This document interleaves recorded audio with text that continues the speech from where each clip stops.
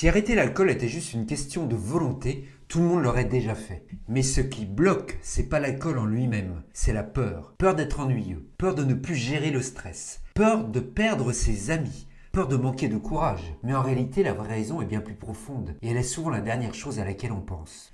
Depuis toujours, on nous vend l'alcool comme un outil social, une récompense, un moyen de se détendre. On l'associe à la confiance, au plaisir, au lâcher-prise. Si tu as peur d'arrêter, c'est pas parce que tu as besoin d'alcool, c'est parce qu'on t'a fait croire que tu en avais besoin.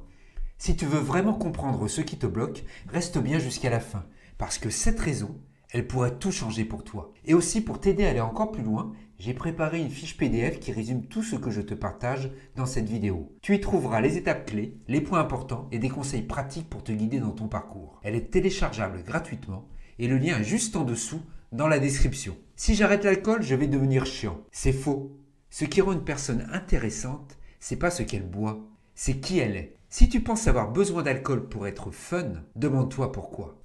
L'alcool désinhibe, c'est vrai, mais il ne crée pas la personnalité.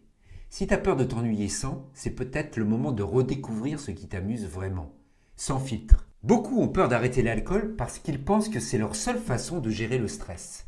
Mais si je te disais que l'alcool ne détend pas, il aggrave l'anxiété, il masque le stress sur le moment, mais derrière, il fatigue ton corps, dérègle ton sommeil et te rend encore plus vulnérable. Ce que tu prends pour un remède, c'est en fait ce qui te maintient dans le problème. Quand tu t'arrêtes, la première semaine est inconfortable. Et après, ton niveau de stress naturel chute. Tu réalises que la détente, la vraie, elle vient pas d'une boisson. Elle vient d'une vie où tu n'as plus besoin d'échapper à quoi que ce soit. Si j'arrête de boire, est-ce que mes amis vont arrêter de m'inviter ?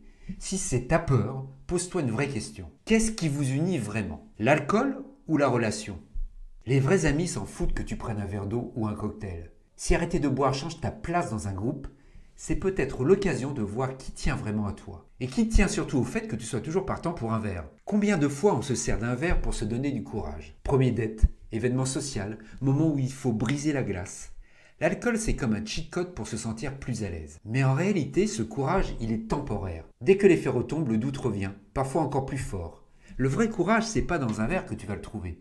C'est dans l'habitude de te confronter à ces moments sans béquille. Et au bout d'un moment, t'as même plus besoin d'un verre pour être à l'aise. Arrêter l'alcool, c'est pas un combat de volonté. Si t'as peur de ne pas tenir, c'est parce que tu crois que ça va être une lutte permanente contre toi-même. Mais en fait, c'est pas toi contre l'alcool, c'est toi contre une habitude, un conditionnement. Ce qui fait tenir, c'est pas la discipline, c'est de comprendre pourquoi tu bois et de remplacer ça par autre chose. Tu veux voir par toi-même ? Essaye une semaine. Pas en te forçant, mais en observant, juste pour voir ce qui change.